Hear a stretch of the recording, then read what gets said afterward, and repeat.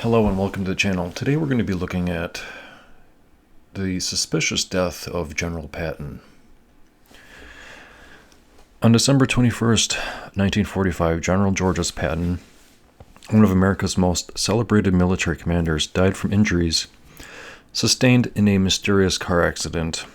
But was it really an accident? In this video, we examine the suspicious circumstances surrounding his death, the missing accident reports, the truck driver who vanished, the lack of an autopsy, and the shocking 1979 confession from a former OSS operative who claimed he was paid to assassinate the general. From Patton's controversial anti-Soviet views that put him at odds with Washington to the conspiracy theories involving Stalin, Wild Bill Donovan, and the OSS, this is the story of how General Patton met his suspicious end. After the war ended, in his personal diary and in conversations with fellow officers, Patton made his views crystal clear. He wrote that the Russians were a scurvy race and simply savages, he declared. We have destroyed what could have been a good race, and we are about to replace them with Mongolian savages. He referred to the Soviets as the descendants of Genghis Khan, and believed they posed an existential threat to Western civilization. Patton didn't just complain, he proposed action. According to multiple sources, Patton advocated for rearming former German soldiers and using them alongside American forces to drive the Red Army back into Russia. In one conversation with General Joseph McNarney, Eisenhower's deputy, Patton allegedly said, quote, "In 10 days, I can have enough incidents happen to have us at war with those sons of bitches and make it look like their fault." Patton wanted to take Berlin. He wanted to liberate Prague. He believed the Allied decision to let the Soviets capture these cities was a catastrophic mistake that would haunt the world for generations. Writing to his wife Beatrice, he said, quote, "For the first week after they took Berlin, all women who ran were shot, and those who did not were raped. I could have taken it had I been allowed." It's worth noting that Patton was not alone in these views. Winston Churchill himself had ordered his war cabinet to draw up plans for a potential invasion of the Soviet Union, a secret operation codenamed Unthinkable. But while Churchill kept such thoughts private, Patton broadcast his opinions to anyone who would listen. His telephone was tapped. His residence was bugged. The Army Signal Corps, concerned about Patton's mental state and inflammatory rhetoric, monitored his every word. A military psychiatrist was even assigned to evaluate him for possible insanity. In September of 1945, at a press conference, Patton compared the Nazi Party to American political parties, suggesting that removing Nazis from positions of power in occupied Germany was no different from switching between Democrats and Republicans. In the statement caused an immediate uproar. On October 2nd, 1945, Eisenhower relieved Patton of command of the Third Army, the force Patton had led to glory across Europe. The great warrior was demoted to commanding the 15th Army, a paper army, tasked with writing the official history of the war. It was a desk job, the worst possible fate for a man who lived for combat. But Patton wasn't finished. He told his wife he planned to resign, not retire, from the army so he could speak freely without military restrictions. He said, quote, "When I finish this job, which will be around the first of the year, I shall resign, not retire, because if I retire, I will still have a gag in my mouth." He planned to return to America and publish his memoirs. Memoirs that were already filled with scathing criticisms of Eisenhower, Bradley, and the political decisions that he believed had handed Europe to Stalin. He also reportedly planned to enter politics, potentially seeking elected office, where he could advocate for a harder line against the Soviets. Patton knew he was making powerful enemies, but he believed in something greater than his own career or safety. He believed he was speaking the truth, that others were too cowardly or too compromised to speak. In early December 1945, Patton was preparing to return to the United States. His bags were packed. His controversial memoirs were nearly complete.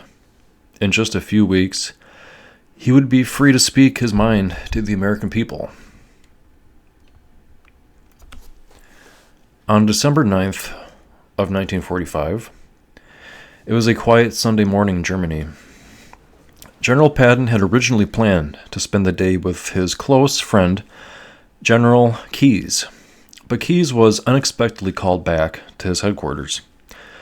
So General Patton accepted an invitation from his chief of staff, Major General Hobart Gay, to go pheasant hunting near Mannheim. At approximately 11:45 in the morning, Patton's 1938 Cadillac Model 75 sedan was traveling on Käfertalstrasse, a two-lane road near Quartermaster Depot. Behind the wheel was 19-year-old Private First Class Horace L. Woodring from Sturgis, Kentucky, a relatively new driver who had only recently become Patton's chauffeur after his longtime driver, Master Sergeant John Mims, had been discharged. In the back seat, Patton sat next to General Gay. As they passed a quartermaster dump, Patton commented on the debris of war lining the roadside. He said, quote, "How awful war is," he remarked. "Think of the waste." Moments later, a 2.5-ton GMC Army truck traveling in the opposite direction suddenly turned left, directly into the path of Patton's Cadillac. The crash occurred at relatively low speed. The Cadillac was traveling at approximately 30 to 35 miles per hour. The front of Patton's car struck the passenger side of the truck. The impact was modest enough that neither driver was seriously injured. General Gay, sitting directly beside Patton, escaped without a scratch. But Patton was not so fortunate. The general was thrown forward violently. His head struck a metal partition between the front and back seats, or possibly a metal clock or light fixture attached to the partition.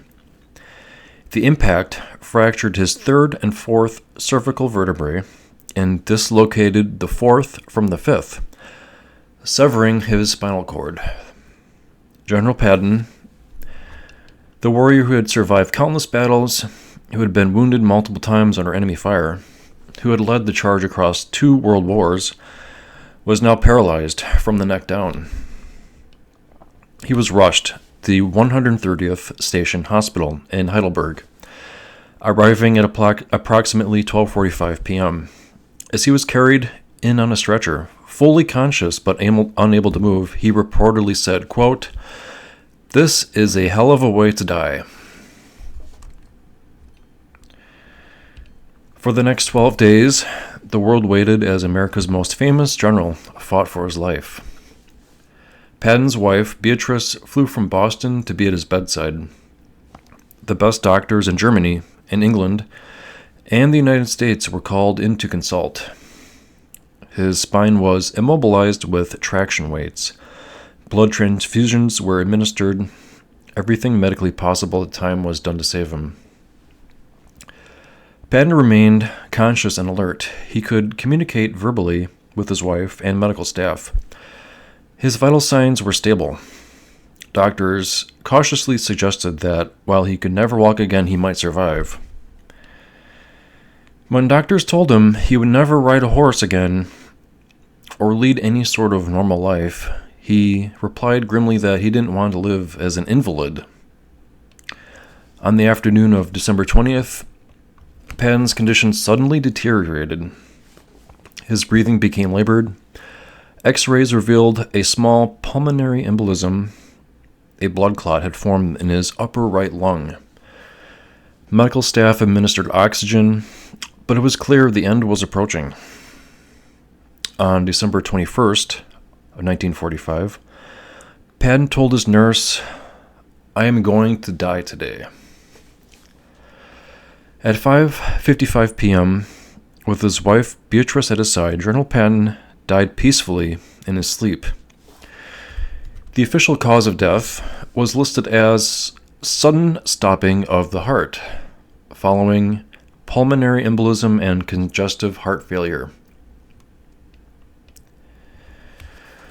Almost immediately after Patton's death, troubling inconsistencies began to emerge, anomalies that never had been satisfactorily explained. First, there was no formal investigation. Standard military protocol would have required a thorough investigation. Instead, military police treated the incident as nothing more than a routine fender bender. The accident report compiled by Lieutenant Peter Babelis simply concluded that both drivers were guilty of carelessness. Second, the truck driver was never properly questioned. Technician 5th grade Robert L. Thompson, the 20-year-old from Camden, New Jersey, who drove the truck that struck Patton's car, was almost 60 miles from his duty station with no apparent reason for being in Mannheim that Sunday morning. His blood alcohol levels were never tested, despite witnesses claiming he appeared intoxicated. According to Private Woodring, Patton's driver, Thompson thought it a big joke and didn't seem to care at all about the accident. Also, a photograph taken at the scene shows Thompson smiling. Within days, the Army's Criminal Investigation Division brought Thompson to England for his own protection. He was never charged with anything. His military records were among those destroyed in a fire at the National Personnel Records Center in 1973. Thompson himself vanished from the historical record, resurfacing only when his death was recorded in the Camden, New Jersey, 1994. Third, the accident reports disappeared. In 1953, a newspaper requested copies of the accident investigation. The Army responded that the report of investigation was not on file, that the casualty branch had no information regarding the accident in personnel files. Every document relating to the death of General Patton simply vanished. There was no autopsy performed. The Army requested an autopsy, but Beatrice refused. While she had every right to make that decision, it means we will never really know what actually killed Patton. We don't know if he was poisoned at the hospital. Unfortunately, that evidence went with him to the grave. The 1938 Cadillac displayed at the Patton Museum is reportedly not the same vehicle Patton was riding in when the accident occurred. Researchers have documented discrepancies in vehicle identification numbers and other details. What happened to the actual car and why it was replaced remains unexplained. Any of these anomalies might be explained by bureaucratic incompetence or the chaos immediately after the war ended. But taken together, they paint a troubling picture, and that picture became more troubling 34 years later when a former intelligence operative decided to break his silence. In October of 1979, at the Washington Hilton Hotel, a gathering of former Office of Strategic Service operatives, the elite intelligence agents who had served in World War II, the precursor to the CIA, had assembled for a reunion.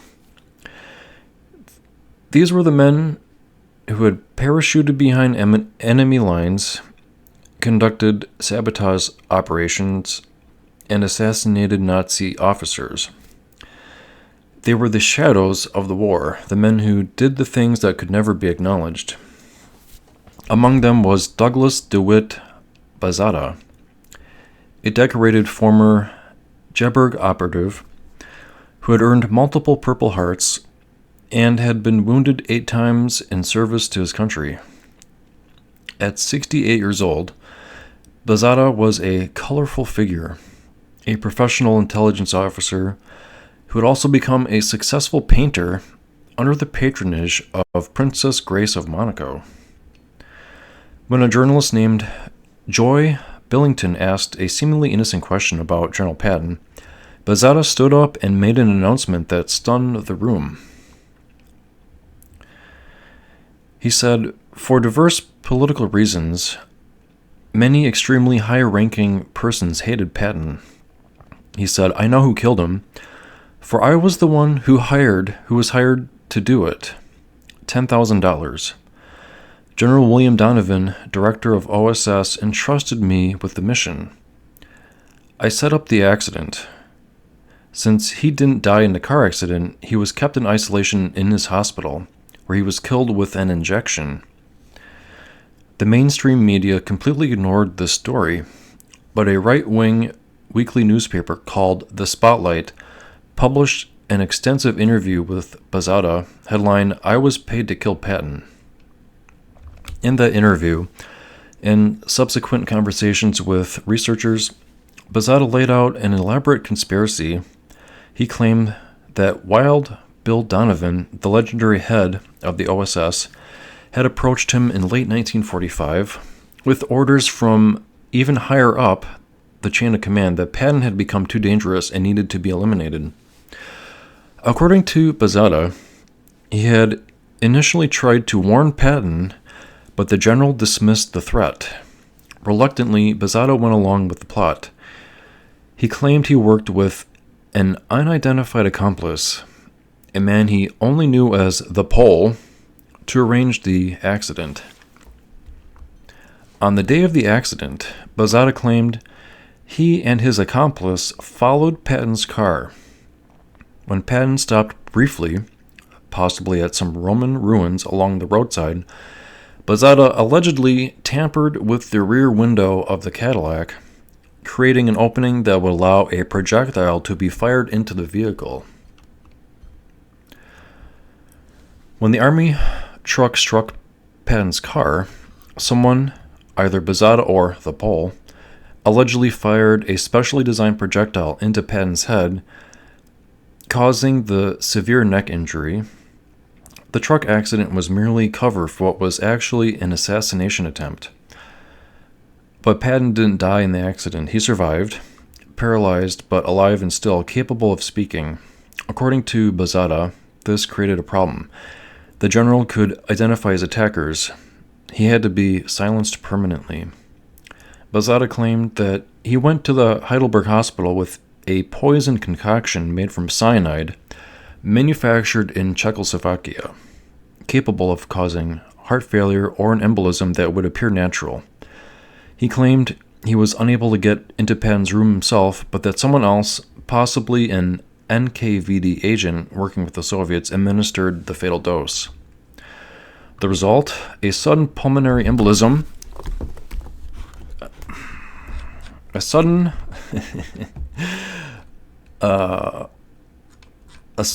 pulmonary embolism. There's all a sudden pulmonary embolism that killed the general. Just okay.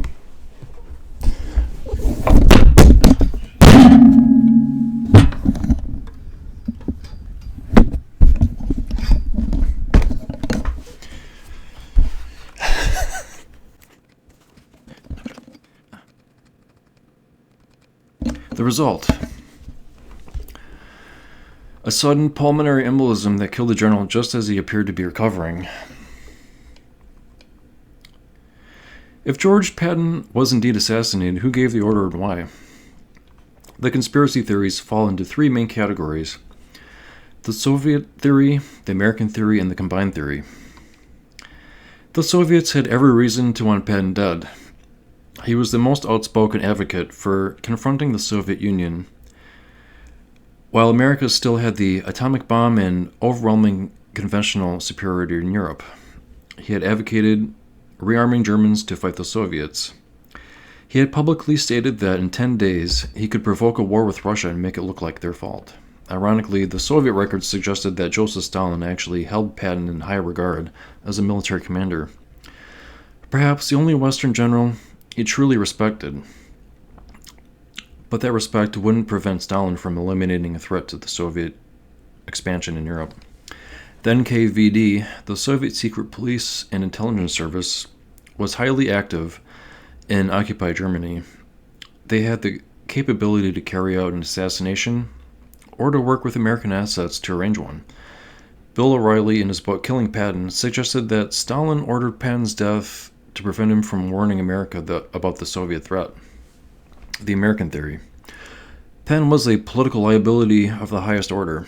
His anti-Soviet rhetoric threatened the delicate post-war relationship between the United States and the Soviet Union. His criticism of denazification policies embarrassed the American occupation authorities. His planned memoirs threatened to expose decisions that military and political leaders wanted to remain secret. Most dangerously, Patton was talking about resigning from the army and entering politics. A man of his celebrity and blunt speaking style and his Soviet views could potentially derail the entire post-war order that American politicians were trying to establish. Wild Bill Donovan, the head of OSS, was a complex figure. While he and Patton had been friends before the war, their relationship had deteriorated. According to some accounts, Donovan referred to Patton as a hell of a problem and expressed belief that Patton was removed from command. The OSS had the capability to carry out assassinations. It was literally part of their job. The combined theory. Perhaps the most disturbing is the possibility that American and Soviet interests aligned in wanting Patton eliminated, and that elements of both governments had cooperated, either directly or through tacit agreement, to make it happen. Bazada's account suggests American involvement in arranging the accident, followed by Soviet involvement in administering the fatal poison. Whether this represents an actual conspiracy or merely convenient signometry between enemies who shared a problem remains unclear. What do the skeptics believe? It would be irresponsible to present the assassination theory without acknowledging its significant problems. Most mainstream historians reject the theory entirely. Carlo di Estet, author of Patton's biography, claims, how could anyone have planned such a complex operation? That's so short notice. The hunting trip was a last-minute decision made only that morning when Patton and Keyes was unexpectedly called away. Other than a handful of men on Patton's personal staff, no one knew where he would be, what route he would follow, or what time he would arrive at his destination. The medical evidence also presents problems for the assassination theory. Patton's x-rays clearly showed cervical vertebra fractures consistent with a violent forward impact. His injuries and subsequent death from pulmonary embolism are exactly what modern medicine would expect from such a trauma in a 60-year-old man. Rick Atkinson, a two-time Pulitzer Prize winner who had written extensively about war, called Patton's death the result of a fender bender. And Carlo di Estet noted that Patton was a quadriplegic who was going to die anyway, raising the question of what would be the point of killing him. Bazada was, by his own admission, bitter towards the intelligence community. He claimed he had been denied the pensions and benefits promised to him by Donovan. He called his former OSS colleagues weaklings, liars, sneaks, cowards, thieves, and especially betrayers. Some have suggested he invented the entire assassination story to embarrass people he felt had wronged him, or simply to make money. His story also changed over time. He sometimes claimed he carried out the assassination himself, other times he said someone else did it. He sometimes said he tried to warn Patton, other times he said something went wrong, and these are very inconsistencies that undermine the credibility of him as a witness. Patton's own grandson, Robert Patton, rejected the assassination theory. The theory is either he died naturally or died from a blood clot, he said. You're paralyzed, and this is what happens. Georges Patton is buried today at Luxembourg American Cemetery, along more than 5,000 American soldiers, many of whom died in the Battle of the Bulge and helped him win that battle. Per his request, he rests among the men who served under him. The French government offered to have him interred in Napoleon's tomb in Paris, a testament to the regard in which liberated Europe held him. His wife initially wanted him to bring him home to Massachusetts, but in the end, Beatrice decided he should remain in Europe among his men, where he had achieved his greatness.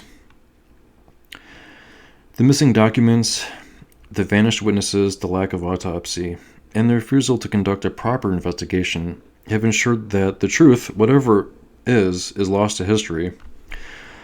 Those who believe in the assassination theory point to these very gaps as evidence of a cover-up. What we do know is that Patton made powerful enemies. He threatened the post-war order that both American politicians and Soviet leaders were trying to establish. He planned to speak out loudly and publicly against decisions he believed were disastrous for the future of Western civilization. So, was George Patton murdered? Or did he simply die as a result of a tragic car accident? The honest answer is, we don't know. And I want to thank you for watching. And if you like history, come back again, and we'll do some more videos. And apologies for I had a cat interrupt me. One of my cats jumped on my laptop here, but thank you for watching.